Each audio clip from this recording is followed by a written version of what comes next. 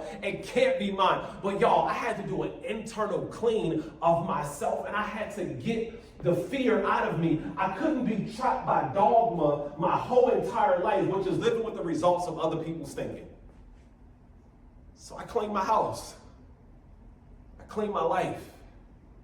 I started to practice self-care. I started to practice self-love. I started to love what I looked at when I saw myself in the mirror. I started to get the negative thoughts of the impossible out of my mind. I started to believe that I can create the person that I desire to be and that nothing was impossible.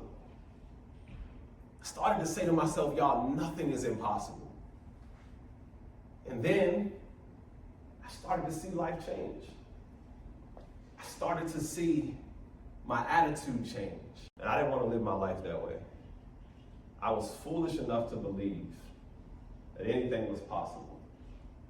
I was foolish enough to believe that I could be the one that would change the course of direction for my whole entire family.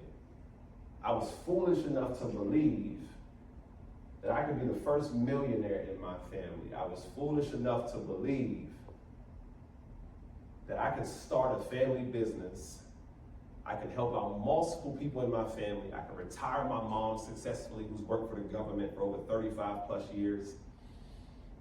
I could retire my father, who's 61 years old with an amputated leg and homeless. I was foolish enough to believe that I could actually do those things. And then the ability to do those things began to come true. All because I decided, number one, where I wanted to build my house and where I wanted to build my life. I wanted to build my life around people who believed in something bigger than what we can see here. A lot of my life is lived in the future, but physically I'm here in my present. I decided to get mentors and follow the blueprint that they had laid out for success and for life. And I started to follow the blueprint. And then I started to lay a solid foundation for myself. And I started to build myself through certain principles and core values. And then I started to choose what my life was going to be built out of. And I started to just advance myself and say that the next part of my life is going to require the best version of me. And it is, the idea of it is that we're all meant to be successful and live a life abundantly at some point. At some point, you're supposed to reach who you're meant to be, right? But let's say that person and the life that you want to live is on chapter 30.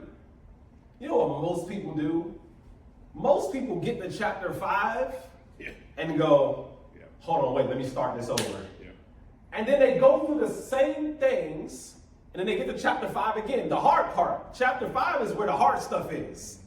This is where college is. This is where adversity, this is where failed relationships are. This is where, maybe deaths in the family. This is where the adversity is. And then you close it, and then we get on social media, and then we pick up somebody else's book, and we go, wow, this is amazing. It's like they don't have any bad thing. Oh, there is something bad in their book, but let me keep reading. And then you see their abundance, you see their chapter 30, but you never get to your own chapter 30.